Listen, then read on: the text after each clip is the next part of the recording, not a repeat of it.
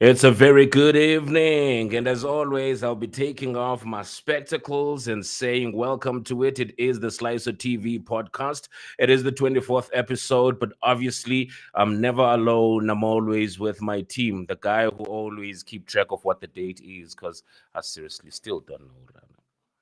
What is the date? It's And the 10th of March. it's always Yeah, a yeah. struggle. You're not here. It's the 10th of March. The reason I know this is because it's exactly a day before the Joburg Film Festival kicks off. It's the only reason I know that it is the 10th of March. Otherwise, I would not know. You know, because there's an invoice involved. Hey, bro. At this moment in time, I'm not even feeling the invoice. It's just the workload and Just the workload, yeah? and the stress, man. It's hectic, you know. That's When you're in crazy. when you're in festival mode, you're getting pulled from pillar to post, and as usual, you got people making requests at the last minute. Abafunia, we opening night, we oversubscribe. Yeah, especially the ones who, let's say, sponsored something. They're not a main sponsor, but they're Oh, sponsored. yeah. So now Oh, you yeah. have an allocation of, let's say, 5 for them.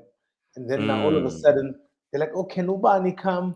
And I'm like, yo, the venue only allows so many people. No, you're not bringing your sides there. And if it Nonsense. exceeds that number, we could be shut down. And there's like Yeah. legal, so they're just difficult, man. And it's funny enough, it's always the smaller sponsor. I mean, every sponsor is important, don't get me wrong. Let me not make it seem like, but like it's always the guy who's just made it into the lowest terrain of No, for sponsorship sure. who has the highest request. It's like it's crazy. And the one who's giving you millions is the easiest going. Nah, don't worry, we won't attend that. That's We'll just crazy. attend that one. Yeah. And it's crazy. But I mean, I literally got back home like 20 minutes ago from the That's office, crazy. and even now the work is gonna continue this evening. But it's exciting. It's exciting. Yeah. It's the 7th edition of the Joburg Film Festival, the third Yeah, we're edition gonna of the JBX content market. It's crazy, and I don't even know. I mean, between that and my health, being in hospital and missing cray, almost man. a month and a half, 6 weeks of, it's been a lot. Yeah, Yeah. I need a break. I can imagine. I'm sure Mangutiana will probably take you somewhere after all of that, man. Yeah, but but we definitely are going to be delving a bit deeper on the Joburg Film Festival, just for people to understand what's going on. Plus another question, I think I'm just going to save it for later on when we speak, because it also forms part of our topic as well. That is the G20.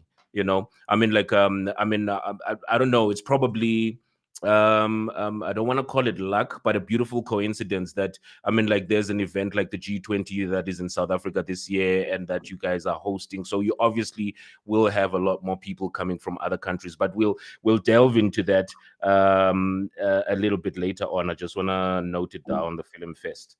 Yeah, but otherwise, continuing, man, like I so want to get I'm excited about our movie today. I mean, like, it goes back to the old days where you would have a movie and have a soundtrack and a That fucking shit doesn't happen anymore. People, dope ass an original soundtrack is non-existent anymore in the film. It's something I sat down with the guys at Universal. We were talking because we wanted to involve them in the film festival, and we were saying, you know, sometimes you'd watch a movie purely because of the soundtrack. I mean, there's so many movies where, and the videos would be like almost like a trailer of the movie. Yeah. You know, Yeah. so Man. and sometimes, like, I'll give you an example of like Boomerang, for example. When Haley Berry says, "Love should have brought your ass home last night." Tony Braxton, Tony Braxton and Babyface, Babyface wrote that man. song because of that line. Love should have booked you home last night. You know what I'm saying?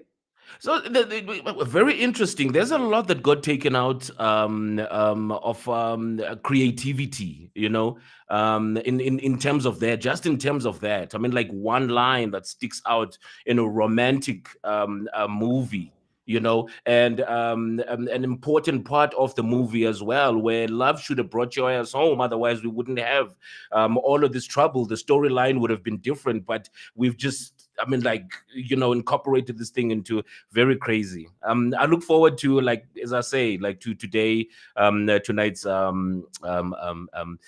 movie and the music review as well. But one thing, I don't know if you've caught anything around this, Zizi, about the Your budget favorite speech. guy. Nah, fuck no, man. I know it's not your favorite. That's why I'm saying that. You go on about this guy like he owes you money. I'm always laughing when I see your comments. Let's not talk about that. Yeah, actually, no, it actually does. I played a private gig for him. Okay. All those years back. Yeah, but like, off the record, we are there. But anyway, it's good. Look, but for me, it's got nothing to do with that, Sisa. I'm in mine. You need fresh minds. We keep talking about all of this stuff, but I'm not gonna delve into that. For us to find ourselves in this quagmire, like where the only thing that the thing that people keep talking about is government spending. Cut on government spending. Why do you have such a bloated cabinet? Do you really need deputy ministers and all of these other people where you could be deploying them where they are suitably qualified and not just political appointees to actually be effective in collecting revenue and whatever it is? But to have all of those people just to go sit there and yeah, man.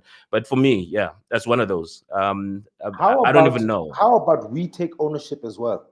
About we? What I mean by that is that there's like less than 20% of this country's population that pays tax, right? Mm-hmm. Why is that? If you got to about a 50% paying tax, people just don't pay taxes. People don't. They don't. No. People do not pay taxes, Caesar. You will have people that you will have evaders, but if you had more people working, if you were to take all the graduates right now, black, white, yellow, it doesn't matter, and give them jobs, those people will be contributing towards your kitty. I'm not talking about salary taxes, Caesar. I'm talking about SMMEs, small businesses, spaza shops, all these people who invoice 50,000 and pocket 50,000. That's what I'm talking about. There are plenty of them. People like you and I, we sit with these people. After 5 years, has not paid their taxes. So, but we never talk about that. Instead, all we want to do is blame government. No, but Sisa, there is a cap. There is a cap. I mean, like, my company doesn't make $1 million, so I'm exempt from paying tax. So you have to be within a particular tax bracket in order for you to do that. No, what do you mean? There is an element of tax you need to pay. I'm not talking about VAT. I'm talking about your tax. If your invoice is 50,000, a portion of that has to go to the taxman. Whether at the whether annually you're making $1 million or 500,000 or 100,000, there's a portion of your money that has to go to the taxman, and a lot of people are not paying it. It depends. Well, you're probably gonna have SARS on my ass right now. I'm glad.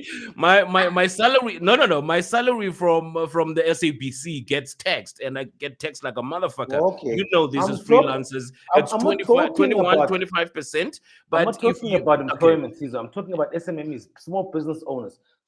I'm a small business owner. Apart from radio, I produce. And you are saying that you don't pay tax because you are under $1 million annually revenue. You just said it now. Yeah, I'm like the law says I cannot. The law says I cannot.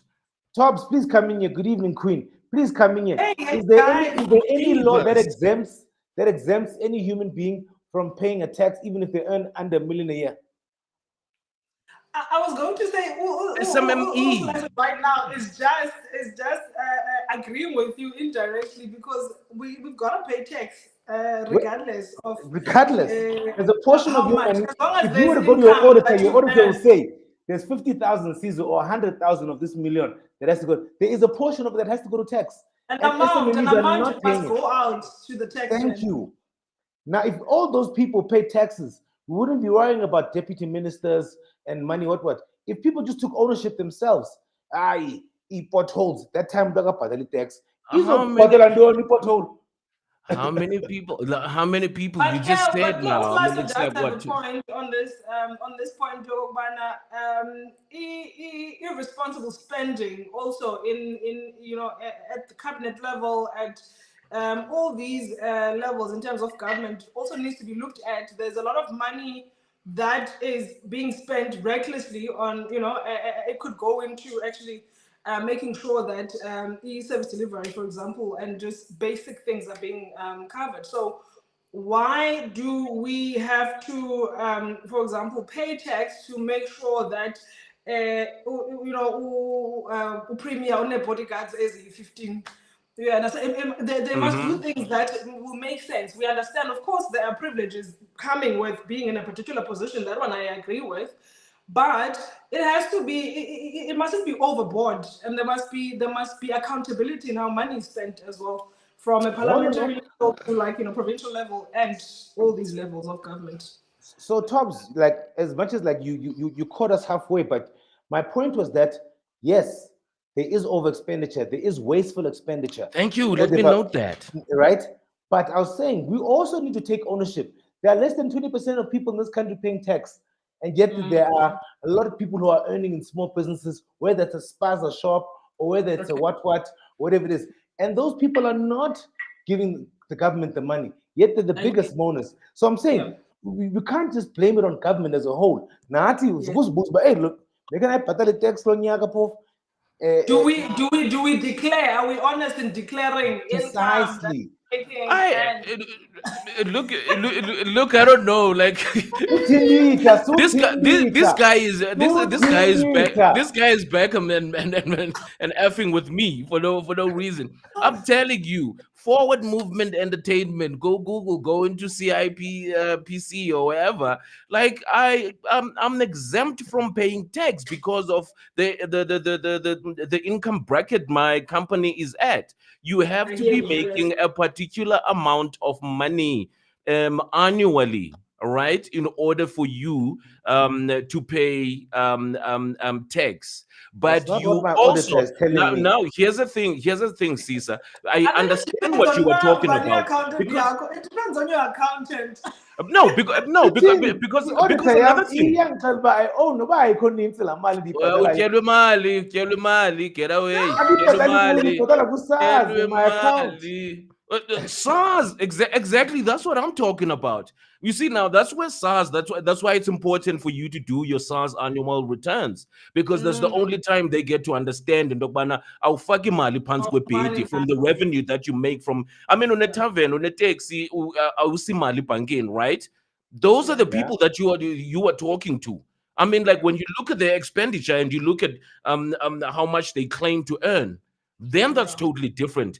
Which is I do agree with you, but like it's a minute percentage of people who do that. It doesn't surpass the fact that if government it doesn't surpass the fact that like if government were to create more jobs, there would be ordinary people that get taxed, their income tax. Those people will be able to branch into opening while employed by the SAPC and be open and be able to run Forward Movement Entertainment on the side and get to a point where they do contribute more taxes. Employment. Service delivery. And this guy over here comes and says that if we can't have the 2% VAT increase, then we're going to take away, I think, a portion of the COVID-19 grants that people are getting. I was doing the breakfast show when I caught, I caught hands, not literally, from listeners and all other people when I was saying that the grant system is fucked up for South Africa. It is fucked up for any country to just reimburse people for doing nothing. It's come over and over again. If you finish matric here, so that you have money to go and buy data so that you can apply, it has to have categories. You can't every Tom, Dick, and Harry that goes and impregnates a girl, or a girl that gets impregnated, you give that person a free, like fucking free money. That's from my tax and your tax. I caught wind for that. Now they want to go back to that with the COVID-19 and all of that. You were not supposed to do it in the beginning. You would do that's the same thing that you do with your kid. That's the same thing you do with your kid. Go wash my car. I'm gonna give you money for ice cream. I'm gonna give you money to add on for your game. We have a society of entitled people who want to fold their arms and just receive, and yet at the same time complain just as loudly. That's South Africans are. I call them entitled, lazy people. I think that's what we are. You know, but and, also I think the government mustn't enable that. You know, I think that's what Slice was also saying. Since the government mustn't enable the laziness, because it reflects what it does is Martini when the vote card is held by these people. It's such a but I think rock and a hard place. The logic, let's categorize. Let's look at who really is the need here. I mean, for example, if who doesn't have money to make applications, that makes sense that the government must assist that particular person. So there must be a workable system. Okay, what are they going to do for government, in return for the money that they're given? Other than giving and doesn't even really. And that's exactly what happens. Nobody monitors what they do with that money. But you like Sisa, if you were to employ more people that run your systems, that make sure that people have coupons or whatever. I mean, it's a system that's been used the world over. I think in the United States, you get like food coupons. You can only buy food with that. Sure. You're not gonna go on this finance minister's saga. What was that story about? Cleaners as a parliament getting paid more than teachers and policemen. What was that? A false or what do you call it? Social media dramatic situation, or is it true? Because I didn't catch that one. I missed that one. So there was after a minister was kind of like found shaking there, not able to table budget. One of the recommendations from UDA was that, well, in this cutting that they need to be looking at, perhaps they could look at, cutting payments of cleaners as a parliament who apparently reported to be getting over 30 grand. But is that not outsourced to companies that come and clean? That surely is. I'm sure they are permanent people. Yeah, permanent. Government hates permanent people. They probably have. You must remember that we're sitting in this quagmire, like with this problem, because there are a lot of things that we let go of from apartheid and some that we kept that we felt were beneficial. Yeah. So I think in every organization, I mean, like they always pass it as institutional knowledge or whatever, where they keep people who were there or sort of like on a more permanent basis to get benefits. Yeah, and they'll get benefits. They'll be more like your supervisors. They'll be at supervisory level, even though you might have the company that you outsource. And the question is, I don't think there is a company that will pay people that much that is outsourcing, considering how greedy South African companies are. Okay, I think we're starting the pod in a very bad light with the gentleman you played there. You started this shit with text. You put his picture up there. There, and you were triggered. Okay, moving right along. Okay, I damn near was triggered, Shem. I don't want to lie. I don't want to lie. Next up, and quite importantly, man, for South Africa, we've had so many people passing on. And a doyen, man, of theater. Like, wow, there's a lot to say. There's a lot to say about that Athol Fugard, from being like one of the most prolific playwrights. I mean, like the world over, as said by the Time magazine, has been a professor in places like San Francisco, adjunct professor in San Francisco. Yes, he passed on He's responsible for the Serpent Players. He's responsible for working hand in hand with people like the late great Unko Moshe, Winston Jona, Tatu John Kani, who's living his best life right now, and like so blessed to still have him around. And one of the people that they founded like and did a whole lot of acclaimed art or plays that has just passed on. I Yeah, but think it was Sisa, not you were his. talking about His the movies. I mean, like yeah, some of his work being translated into movies. Utsotsi Yeah. was an adaptation of his playwright, which was, I think, one of South Africa's first Oscars. Utsotsi, the film, was an Mm. adaptation of his. But I mean, the man was 92. That's quite an innings. He lived. I Nah, he don't lived. think, he has anything to.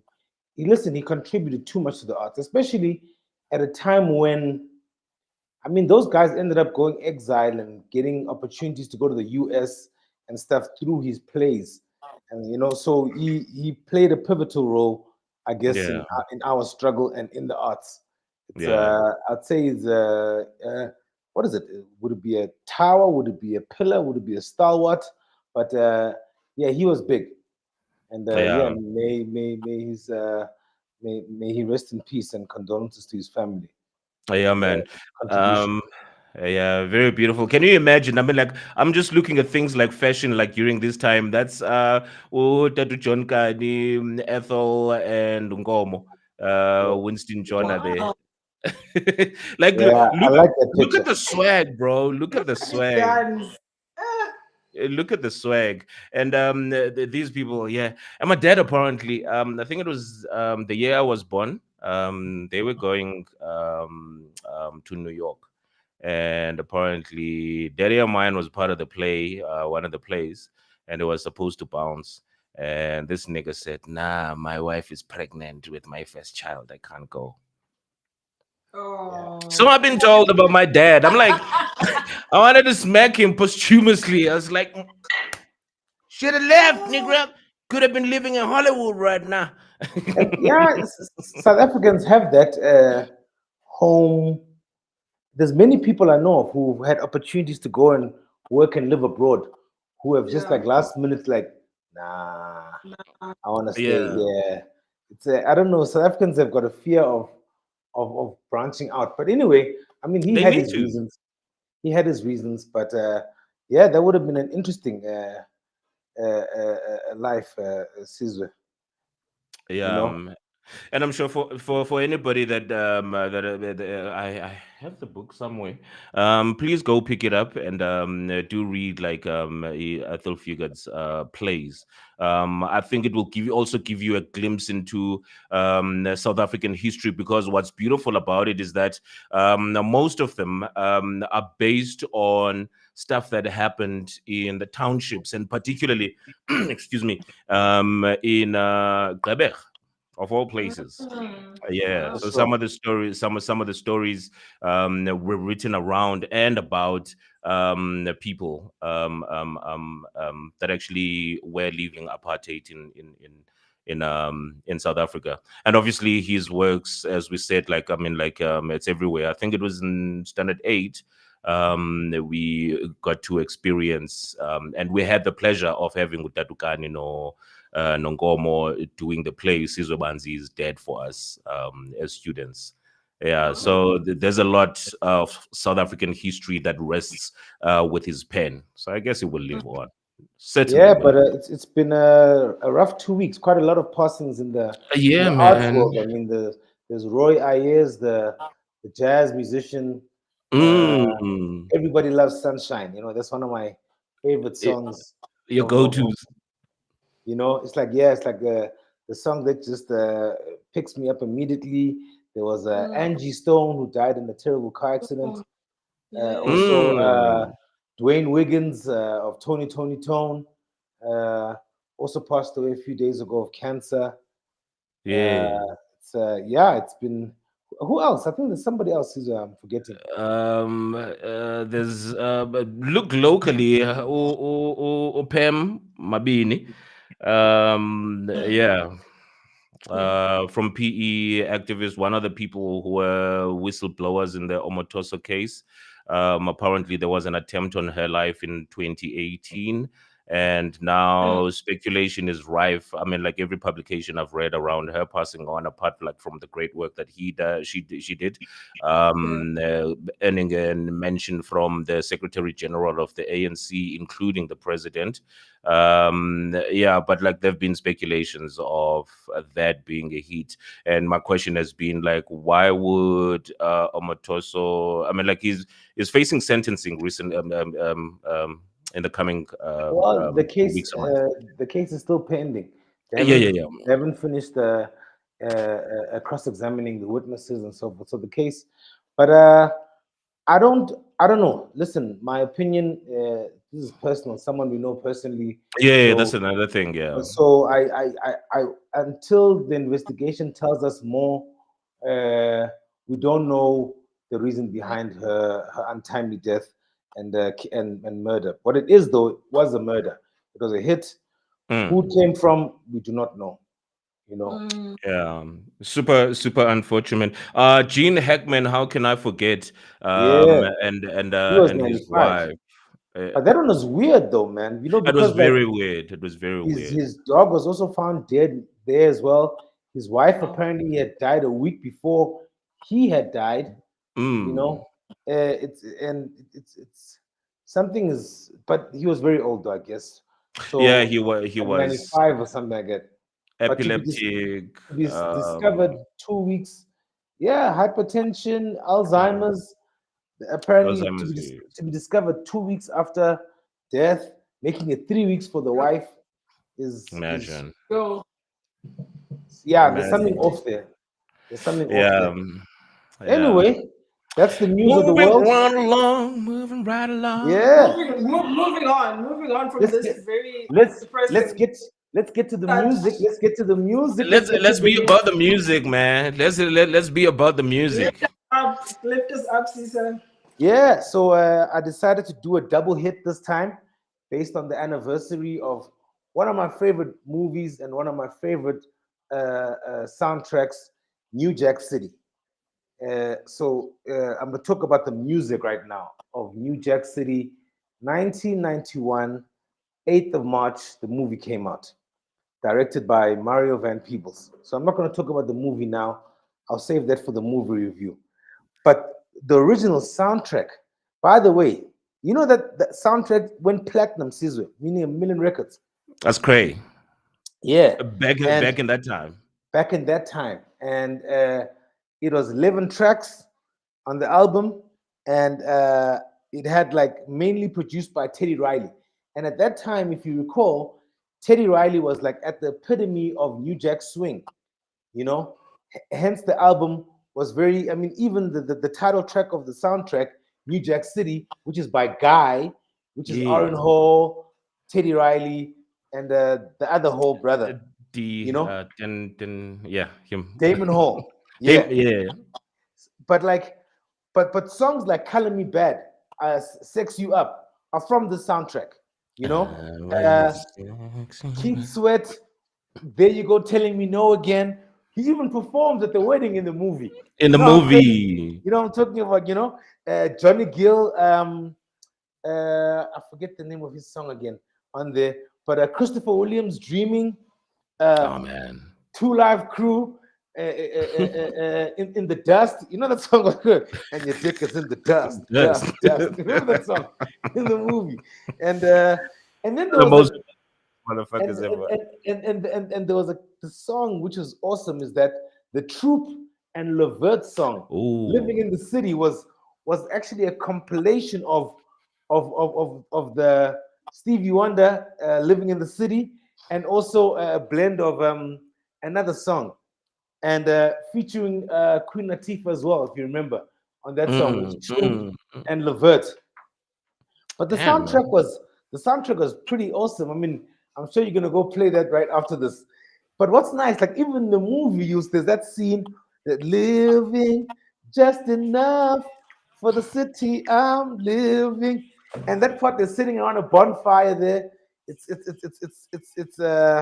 Yeah, man, it was really a dope soundtrack, I must say, such an extent that everybody like had that soundtrack. You just play from track 1 to 11.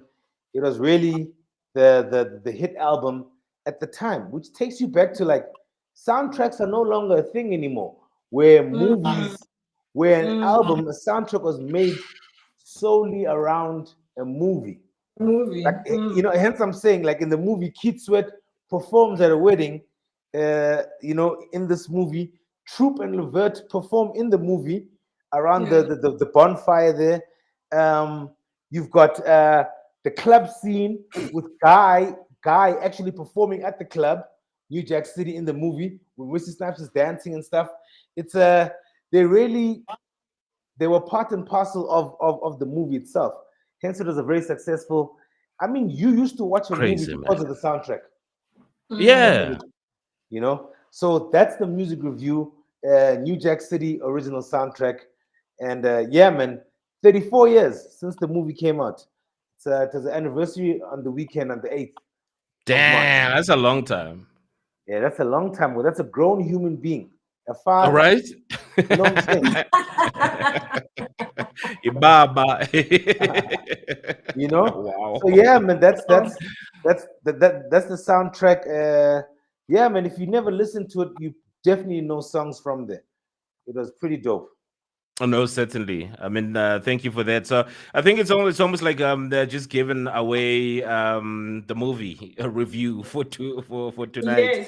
Yes. Yeah, we'll have snippets of that, and I think like for a lot of people who've never seen it before, even just watching the trailer and hearing the names, you will be picking up people that have become huge, and I think that's one of the things that is that has always been commendable about Black Americans in arts. They put each other on, and it doesn't end there. You remember like someone from In Living Color, Jamie Foxx, like all of these people, and like years down the line, they've gone on to be freaking big. Ice-T. Ice motherfucking That was Ice-T's premiere movie, who's now gone on to be like a real like serious actor. I watch him every week on Law and Order. He's earning about $500,000 an episode on Law and Order today. Ice-T. Yeah. Ice-T's earning, nigga. That's a whole lot of cheese, bro. Per episode. Per episode, $500,000, and they do about 20 episodes a year. That's US dollars. I could be a gaffer. I could be the guy who rolls the cables. I could be whatever for 500,000 for 2 seasons, and I won't be fucking complaining as long as it's in US dollars. And he's been doing that for like he's been doing it for like 15 years now, in Law and Order. So he's one of the highest. He's one of the highest paid TV actors. Yeah, he's paid, top record, man. Yep. And Ice-T, this was his first movie, if you recall. That's when like rappers were branching. I mean, the movie Colors, he does a cameo there. Oh man, Colors. And he also has a song on the soundtrack. But like this was his first like where he's a lead in this movie, and he does the title track New Jack Hustler. Oh man. Soundtrack. Man, you just bring back all my fucking old memories. Now it's time now us to move on. We're talking childhood development disorders. Very important. I definitely will be going and checking out Sisa, checking out that album. Definitely. For sure. You must check the movie too. The movie as well. Yeah. But we'll get to that. We'll get to the movie. Yeah. Yes, man. Time for us to move on. Time for us to move on.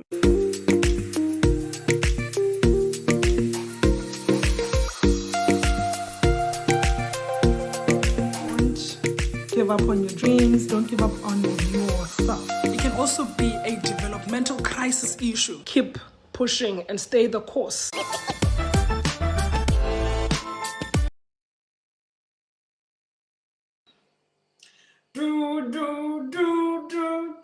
Hey guys.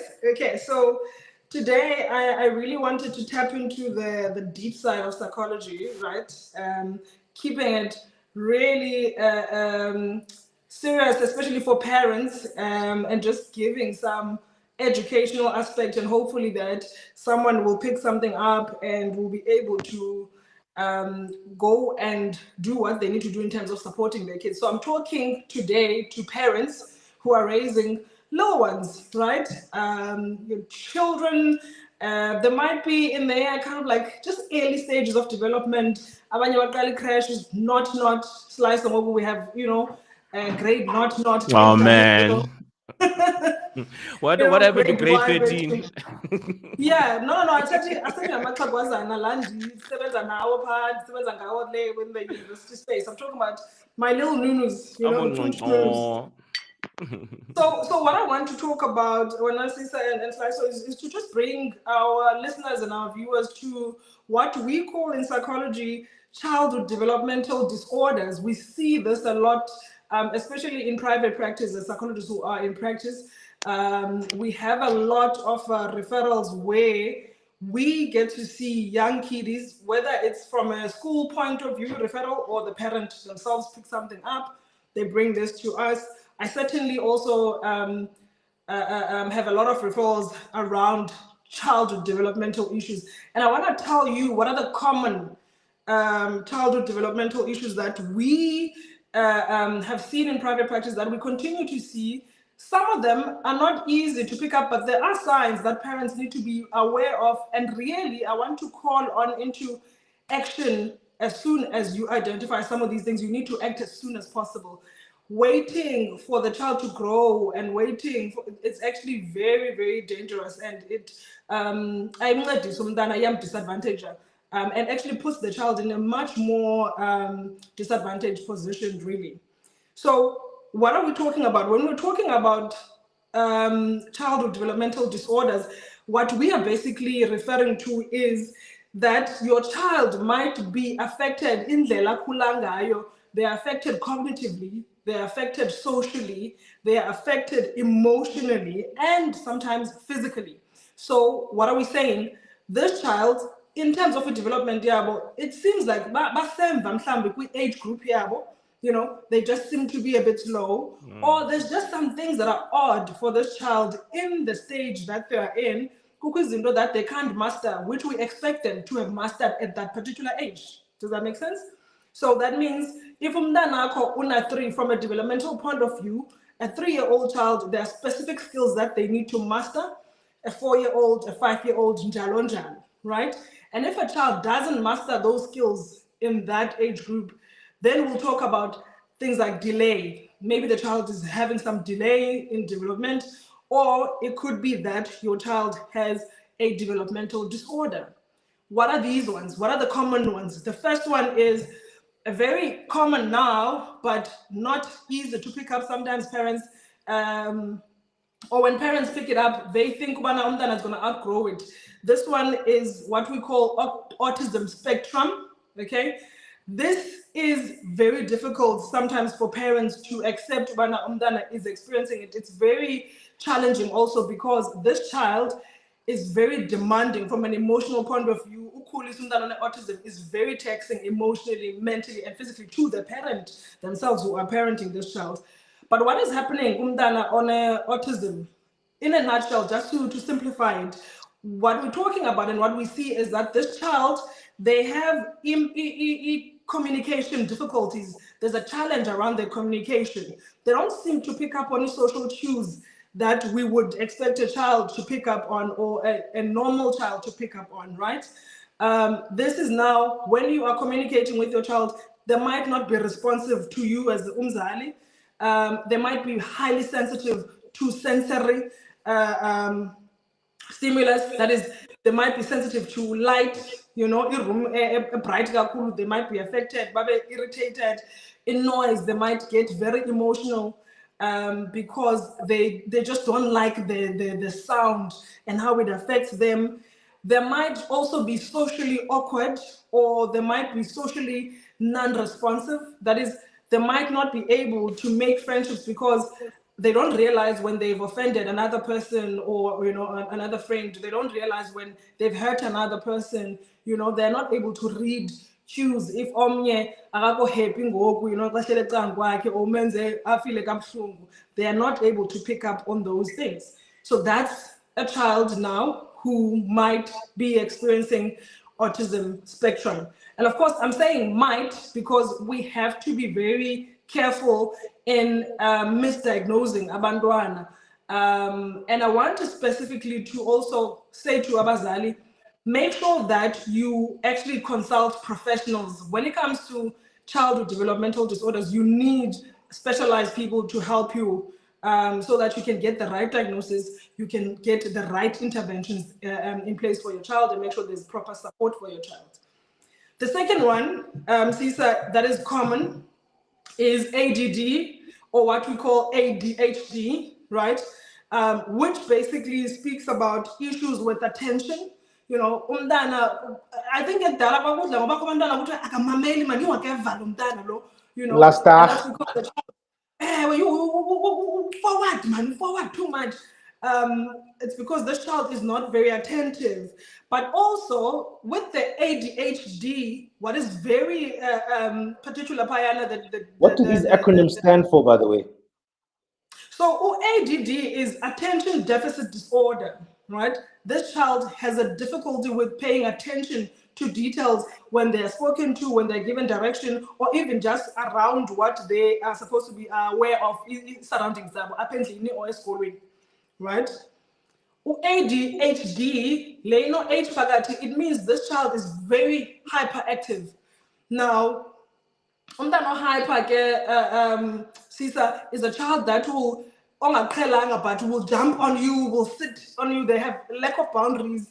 You know, they'll come into a space, they'll be jumping over the tables, and you know, abazali bayancokola umntana uphezu kwe-TV, uphezu kwe-couch, ufuneka ethuliwe, you know.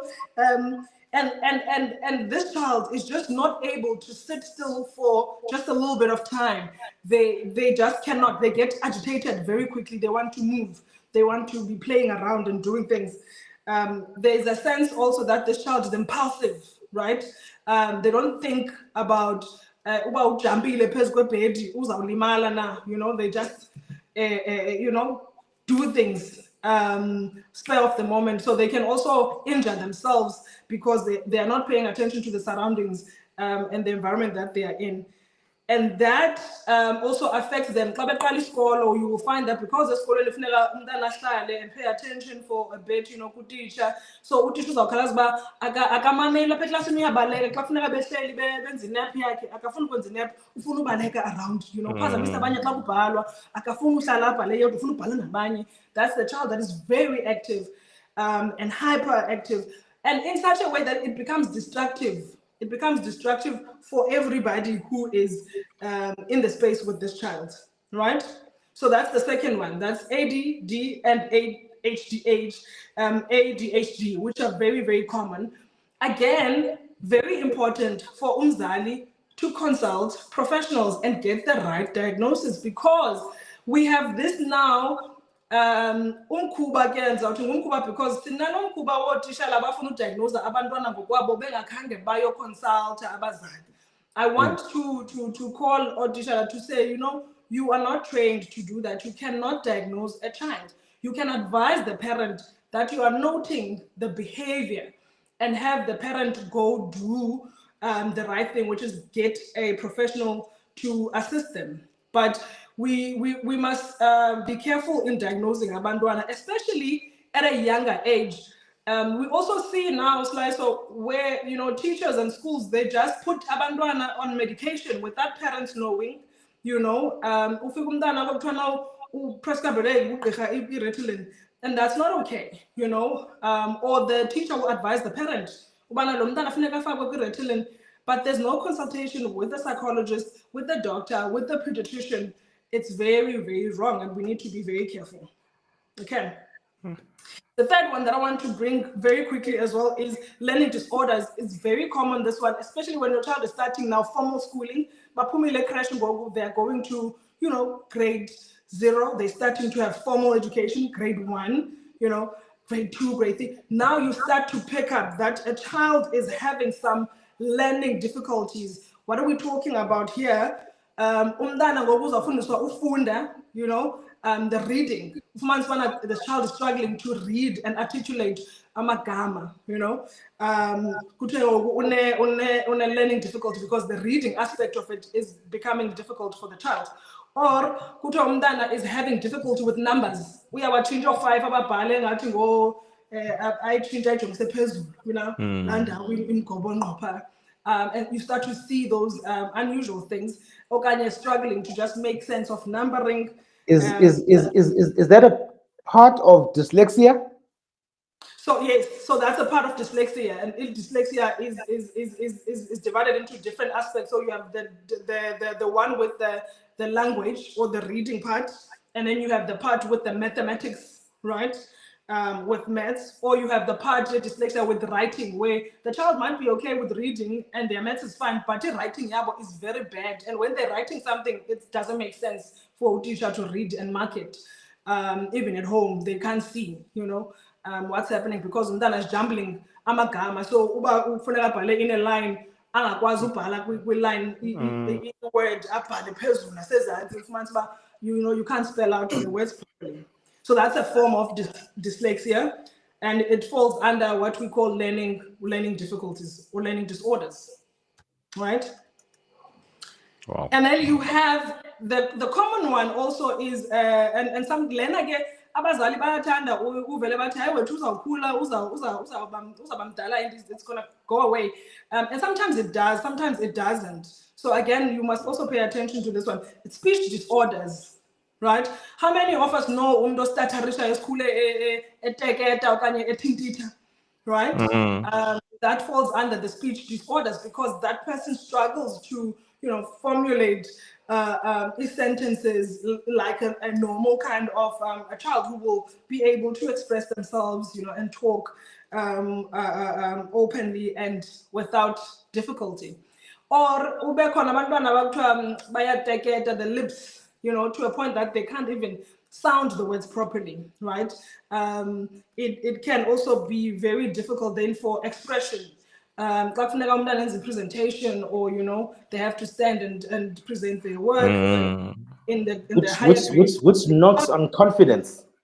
Yes. It does, yeah. Yes. And then also speech disorders, the kids also tend to be bullied a lot because now, you know, primary, you know, and you know how we pay attention to each other. So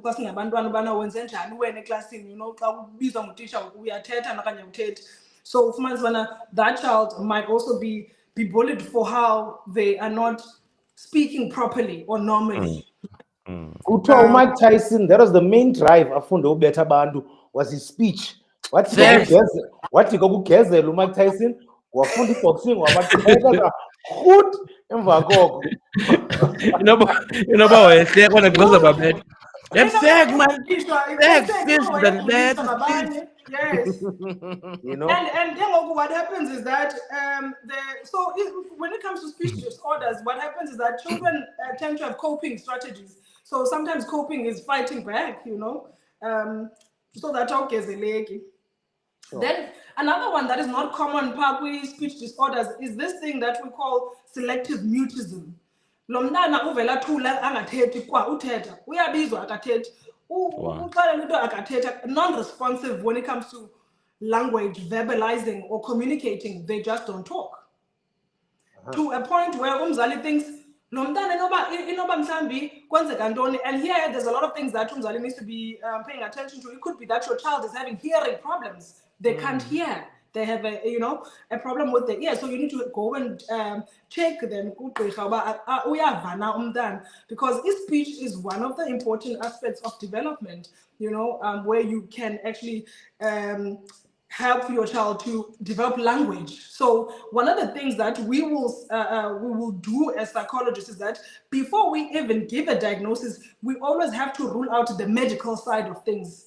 Right? So that means the child must have been checked by the doctor or a pediatrician and must have been cleared from a medical point of view. All right, then we can come in with the psychology and these diagnoses, right?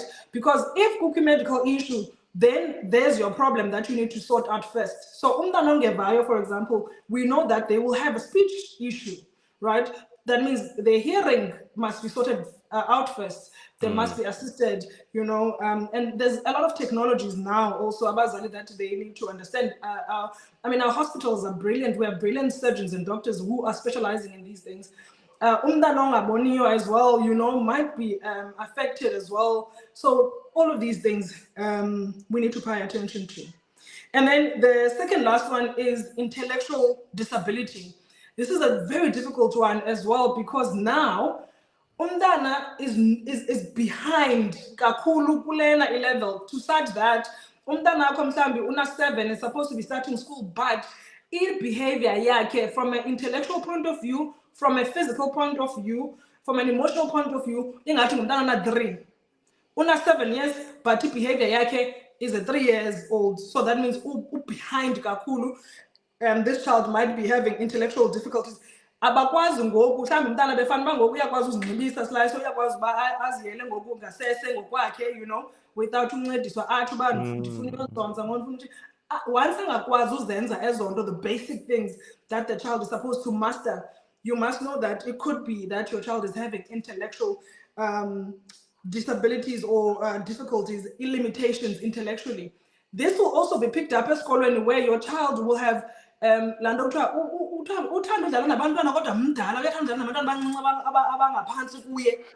a sign also.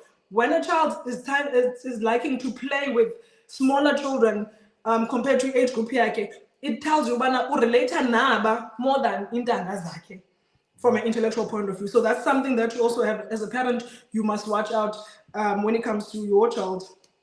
And this again impacts their learning. So Lomdana is not a child that is going to have a specific learning disorder like earlier on. This is a child who's going to struggle across the board when it comes to academics. They are not going to be better with maths or better with English. They are going to be failing all the subjects, not getting to understand everything. There we are talking about possibility of intellectual disability.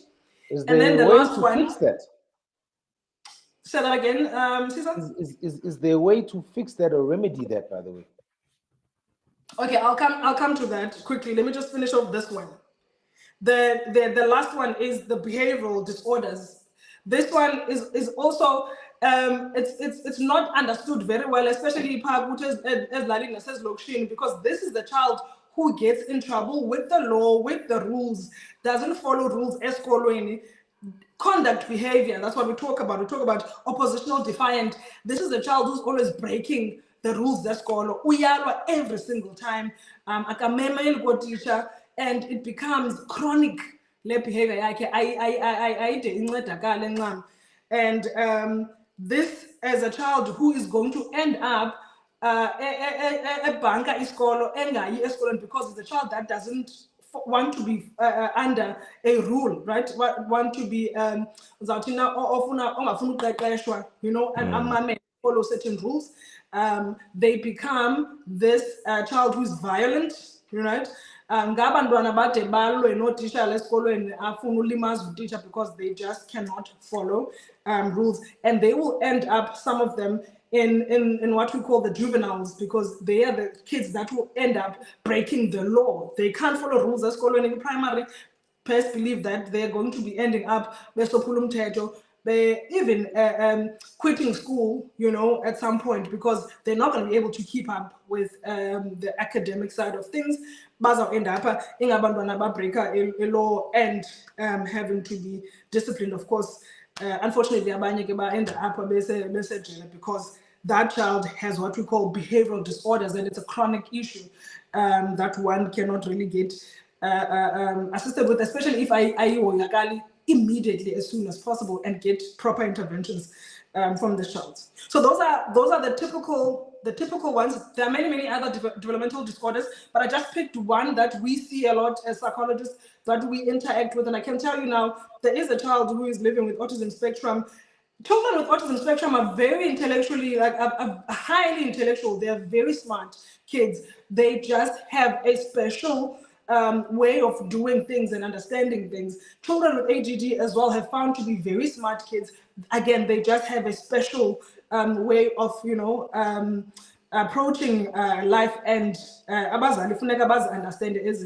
Kids with learning difficulties also have the ability to learn in other areas. So it's very important to support them and assist them and have the interventions very early on.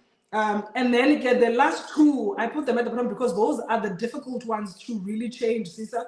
Umdana on a intellectual disability, there's no chance for umzali to change that child. It's just important for umzali to accept that, and find ways.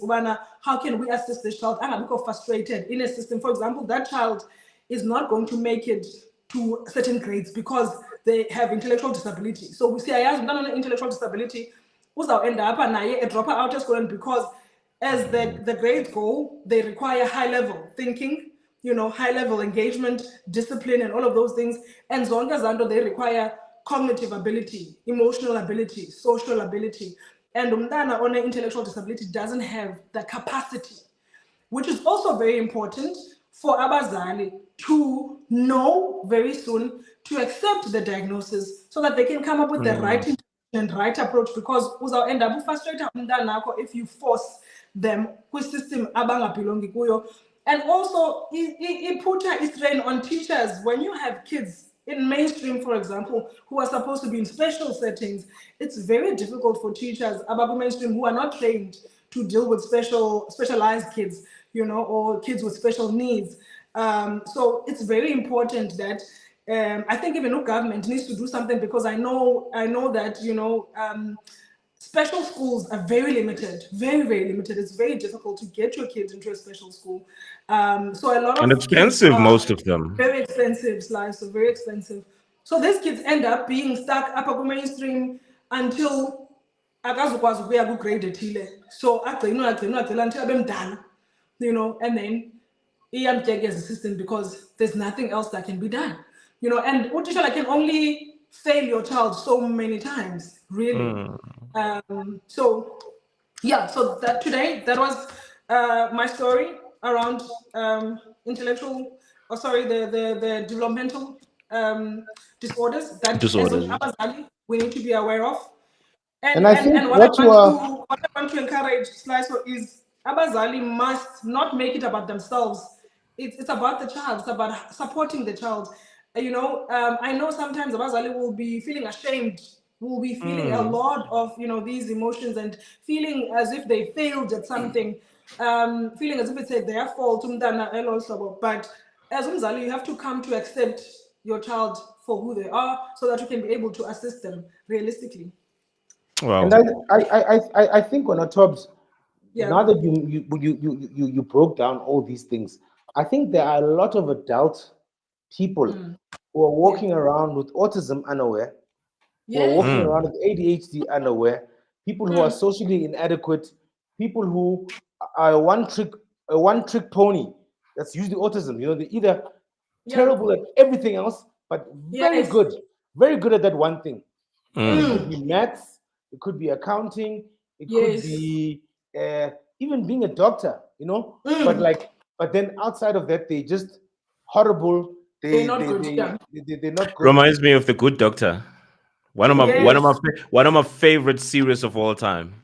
And the thing is, I mean, I saw recently there's a basketball player who I think he's in his early 30s, who after taking his child, realizing his child at 3-4 years old had autism, realized that actually he had autism, and he was diagnosed at 32 with autism after realizing the symptoms that his son has is exactly the same, but his was mild, and he found a coping mechanism, I guess, in sports where he excelled in it and became a basketball player. And he realized it made sense of the failed relationships, failed things in his lifetime, taking accountability. I always find autistic people are very intelligent, but not at everything. At one thing, they don't have balance. No. And remember, because autism is a communication behavioral issue, so they will definitely struggle with relationships. They are not good at building and maintaining good relationships. So you will find there that if they have a friend, it's one close friend, or close with the family member, that person that understands them. Otherwise, it's very difficult for them to maintain. But also because they have this so they have this heightened sense of what you call sensory stimulus, because they struggle, with when they heat. Abanye don't want to be touched and hugged. So remember, you have to hug each other. Omnyumdu doesn't feel comfortable on autism with being the tactile sensory stuff becomes very uncomfortable for them. Certain clothing becomes very uncomfortable for them. So it's a lot. It's a lot that one has to really adjust to once they understand, and then find those coping strategies and I only suffer from that one in summer. Ain't trying to have no motherfuckers like hug me in summer. I mean, like, and like this dyslexia, for example, like I have a very close friend of mine who's very intelligent, and one of his teachers picked up where he failed a science test, and the teacher was like, "No, we'll do an oral test of the same thing," and he got 98%. What? He picked up that, he picked up He's that dyslexic. That he's like, "No, man, this guy in class talks and understands everything. Come the test, he failed." So he said, "No, we'll do an oral exam. I'll ask you and you'll explain to me in the science." And I'm not talking about standard 5, I'm talking about like standard 9 matric. And literally he got like 90%. That's when he started realizing writing a paragraph on Facebook takes him 30 minutes because he's so cognizant of the fact that he goes back and forth, back and forth, back and forth. Yeah. But what's nice, he talks about it. I think that's part of ADHD, right? Where you're gonna sit on one page, like you're reading something, and there's this one Instagram page that I follow around it, and this guy like really explains what it is and how difficult it is for him to survive like a lecture, right, like or class, and he started developing a mechanism or a way of dealing with it, because he would sit, if there's reading, he would sit on one sentence the whole entire lecture, and struggle at the end of it, to grasp what was being said and stuff, up until he said that like a lot of people don't understand, and it was beautiful of him to share that what he did in order for him to get to where he was as to sit and pretend in class that you are following, and when he gets home he takes out a book and literally writes whatever it is that he is supposed to read in order for him to grasp it. Otherwise, if there's someone standing there or he has to read, it's just not happening. And I think another point, Toto, that I wanted to touch on, especially like around schools, because our kids spend a lot of time with their teachers, at school, where teachers shouldn't be. Shouldn't it be a law for each school to have at least a psychologist or someone who majors in it, or somebody who is able to, whether it's a guidance teacher, because I'd like to believe, I remember, like when we did guidance, and when you're choosing your subjects, and and then the teachers obviously look at your marks and see what you're good at, and all of that. I would like to believe that there was a level of psychology that the guidance teacher had to have. Are you trying to say that like probably those are lacking? That is why teachers are now diagnosing children themselves? Shouldn't each school have at least? It should. It's a nice to have, but budgetary. They're cutting down normal teachers. I mean, you're talking about a specialized thing. Whereas they're cutting down maths teachers, they're cutting down language teachers. It's Caesar. It's a nice to have. But the reality of it's not actually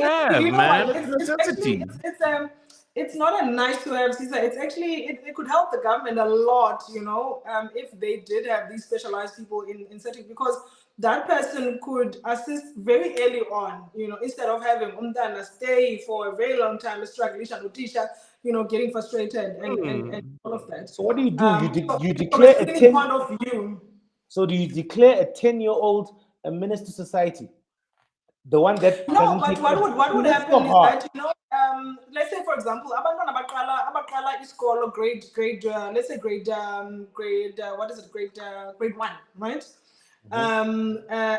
So if we have a school psychologist, the school psychologist will do a screening for all the grade 1s to check if but they are ready to go to grade 1, so that the parents can be advised you understand, and also the teacher that is going to be teaching to be made aware. But look, it seems now these are the things that are picked up. So the teacher is also very cognizant and is aware and can then track. So there will be a quick tracking system where if I got copy then that means okay, we need to now fast track to the specialized route. What we are seeing is that because there's no specialization that's happening in most government schools, they just get lost in the system. Then they are picked up when they're supposed to go to the higher grades, right? Which is late for special school anyway. So by the time I see the psychologist assess special school city, but the age is way above what we Tina can take and do anything with them, because we need to also start very early on with them, and capacitate them. So right now there is that gap in terms of we are one manner. There's no specialty that is going on in terms of screening and making sure that we also advise Winabazali at home. Man, look, Domdana unale ADD, we can keep them up at school, but there are adjustments that need to be made at school to assist teacher, and your child, so that they can be able to survive in the environment. Yeah. Yeah. Yeah. No, this is a very interesting one. I'm sure, and I hope that there is a reloaded coming up, because it's quite broad, and probably inviting these people. I hear the nice to have, but it is a right. Because I mean, like with what you're saying, your kid can be assisted to choose a stream while they're still young, based on their ability and stuff. But thank you so much for that one, Queen. That's a very interesting one. We're definitely we're gonna do a lot with that particular one. But thank you so much. We are moving along, and coming up, obviously, moving right along, baby. You know what to do to get her contacts, people right here. Am I pointing the right one? Msengana Thobeka at gmail.com. Yeah, if you looking for a private consultation, she is practicing a counseling psychologist as well, privately. And I could pick up there, like when you were saying, can you follow? And I was like, hey, no, class in. I don't know if you picked that up. I was like, you follow. I was like, okay. Must do class. It's a class in. and she's so attentive, like she'll call you by name. And then when I see right, and then I'm like, this one is used to talking to people. This one. No, you know what? It's because we are here online, so I need to make sure that I'm not moving too fast or moving, like. No. But also, I want to understand, to be on the same page, especially with the listeners as well, so for them to get it. No doubt. No, for sure. But I mean, we definitely touch base offline, and I think we're going to come back with a follow up as well, just to talk about around this. Yeah, this is a full episode type of conversation, I think. Yeah. Time for us to move on, ladies and gentlemen. We're heading over to the movie review.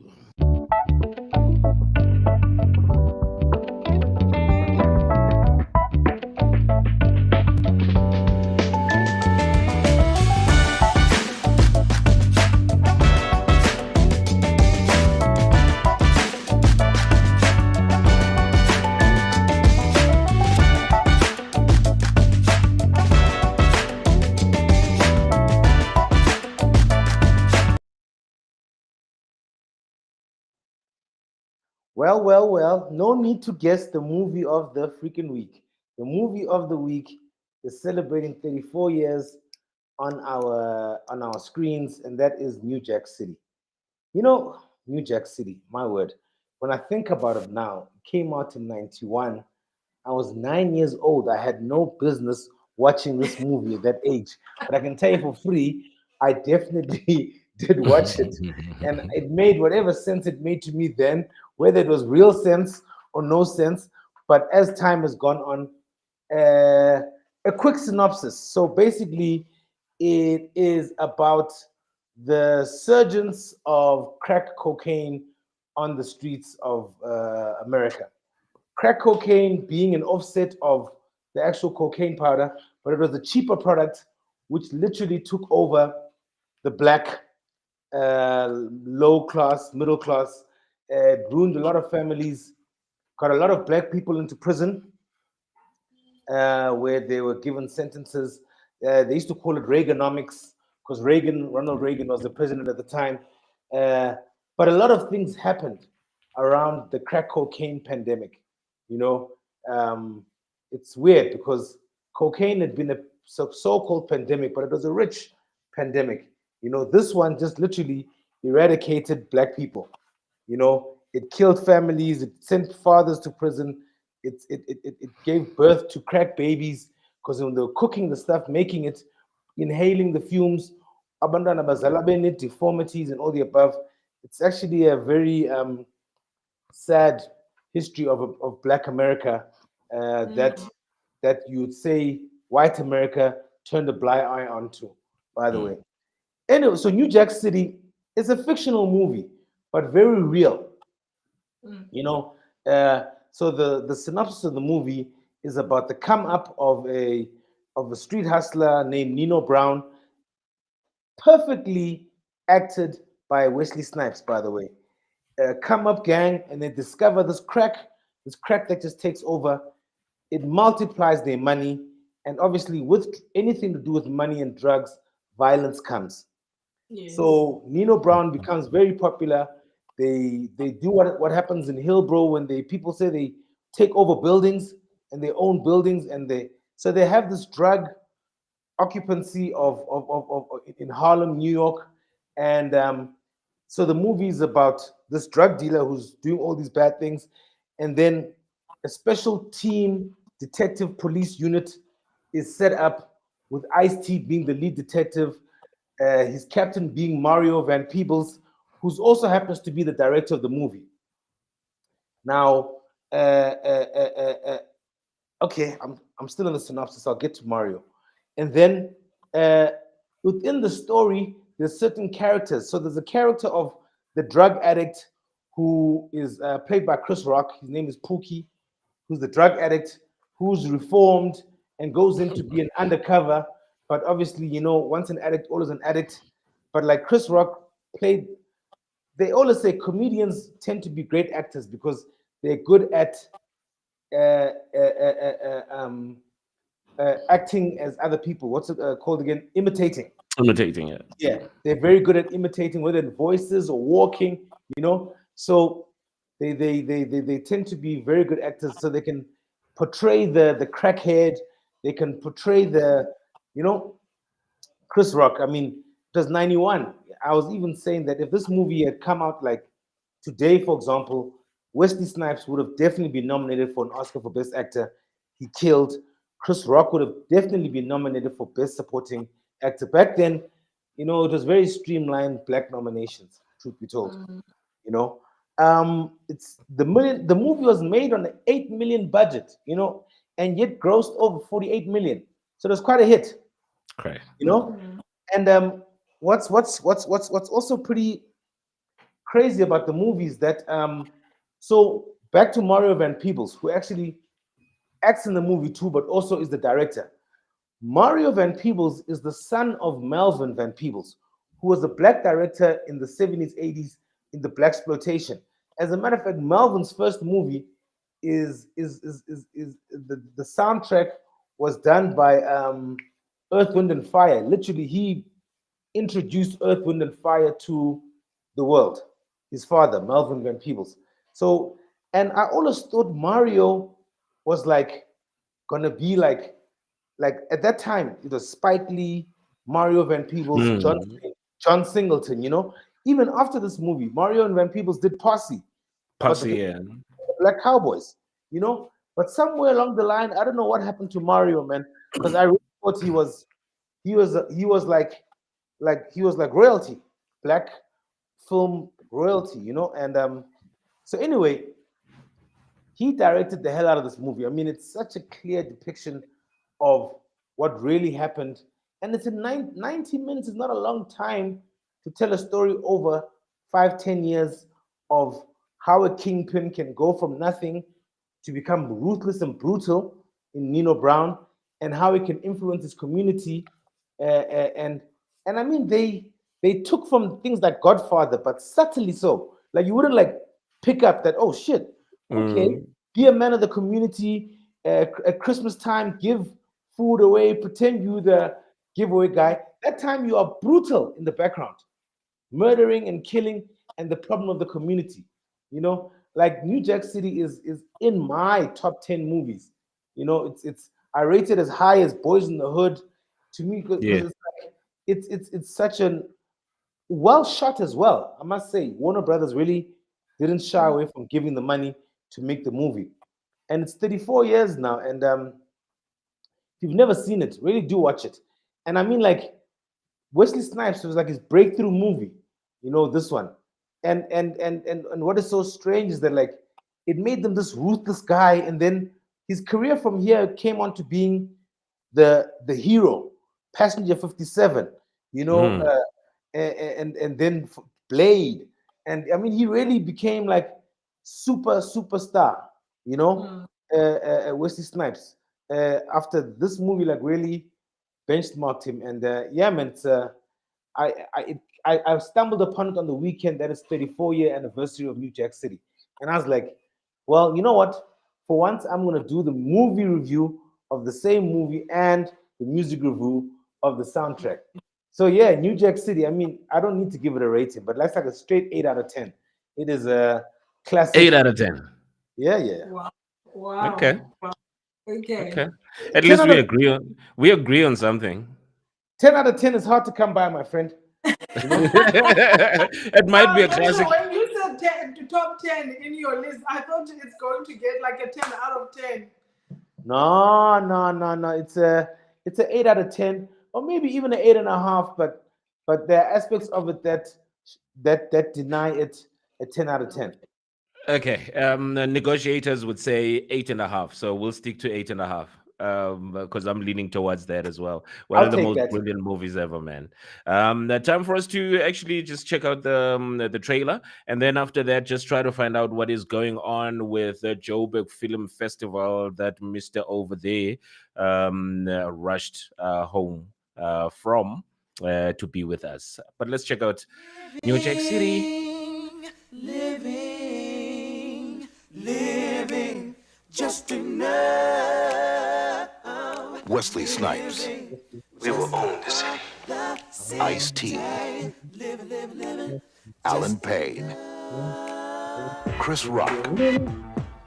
Mario Van Peebles. Christopher Williams. Vanessa Williams. Tracy Camilla Johns. And Judd Nelson. This is Detective Nick Peretti, big crazy jarhead, motorcycle freak, reject cop, just like you, Scotty. On the streets, there's a fine line between wrong and right, good and bad, between those who enforce the law It is a war out there. and those who break it. Gone are the days of selling on the street corners, dark alleyways, and the back rooms of some bummy-ass bar. We ain't with that no more. In a city where survival depends on friends, It's always business, never personal. on family, We gotta look out for one another. on trust, on loyalty, on power. Am I my brother's keeper? Am I my brother's keeper? Yes, I am! A family out to run a city are up against cops who know its streets. This ain't business. This is personal.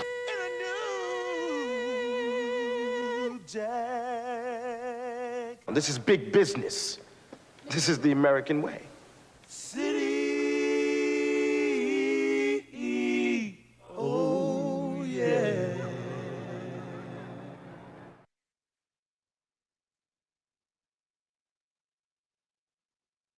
Damn.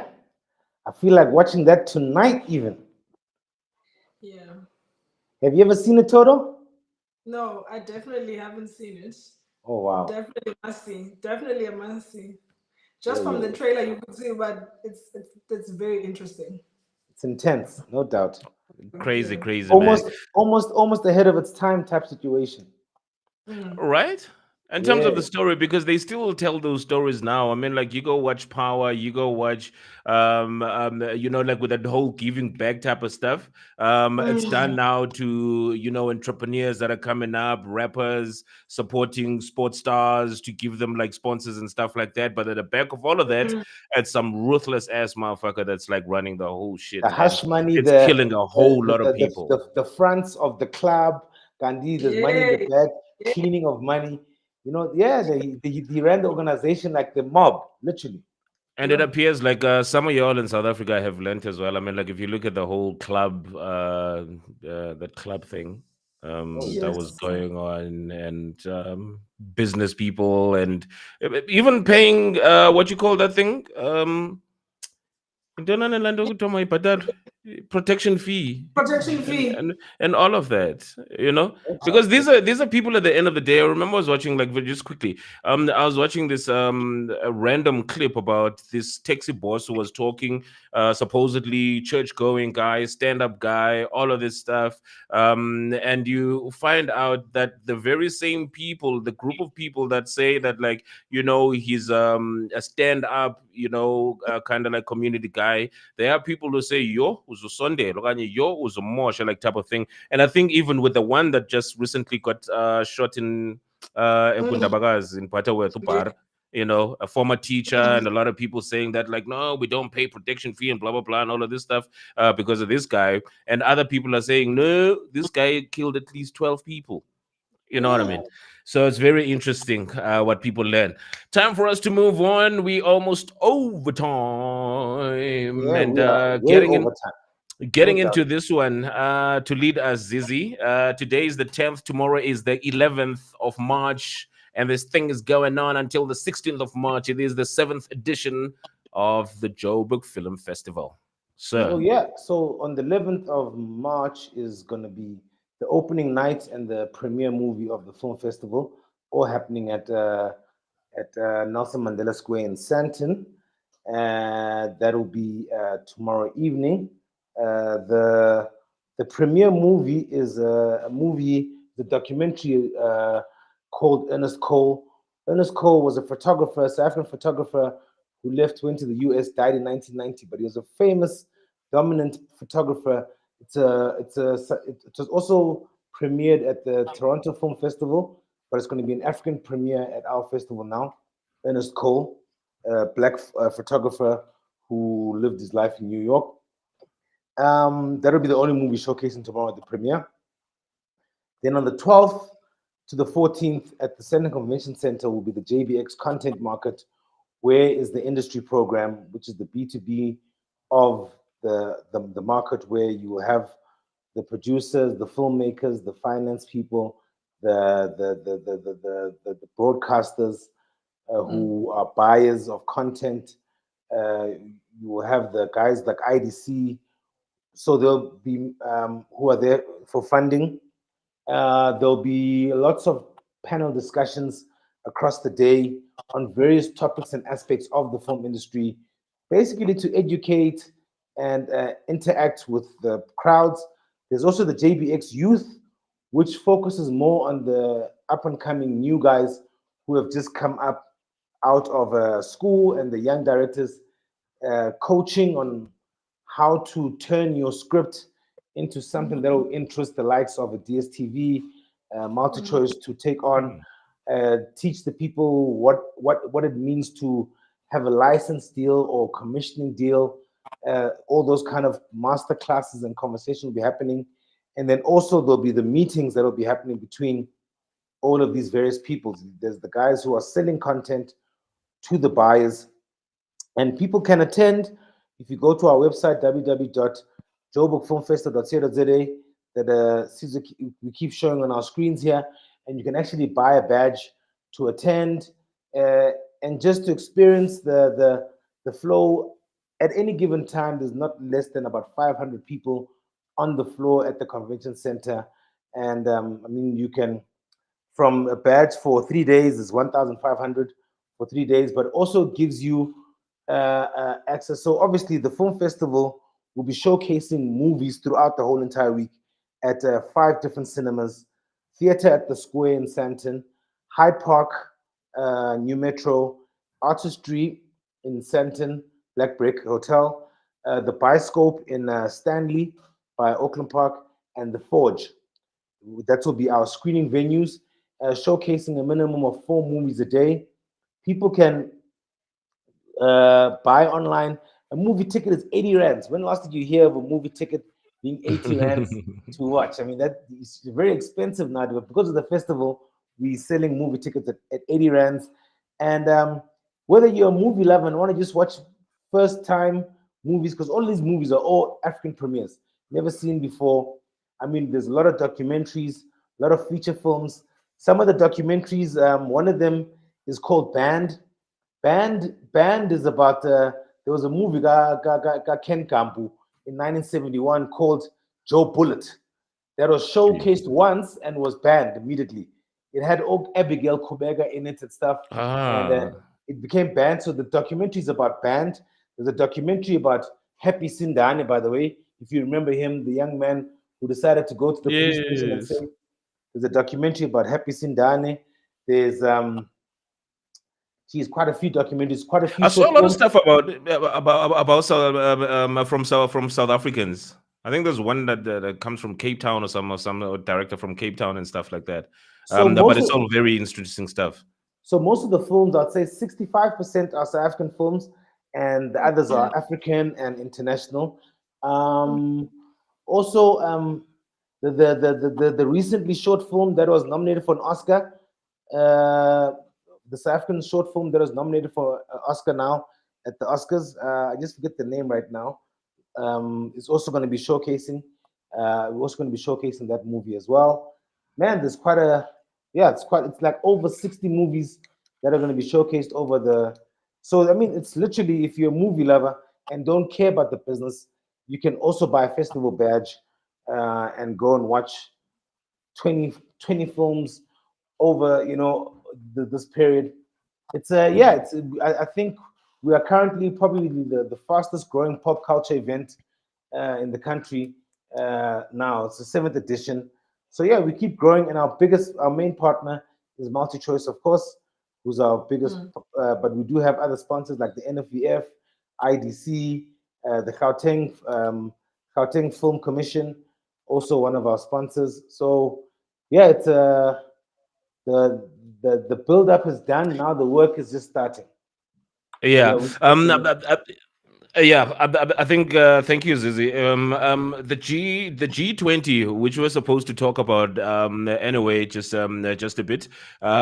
Excuse me. This is what I said. Like, we'll probably come back to, like, when we deal with the film fest. The fact that, like, this year South Africa is hosting G20, and the fact that, like, you have a lot of people that come from other parts of the world, or at least the G20 members.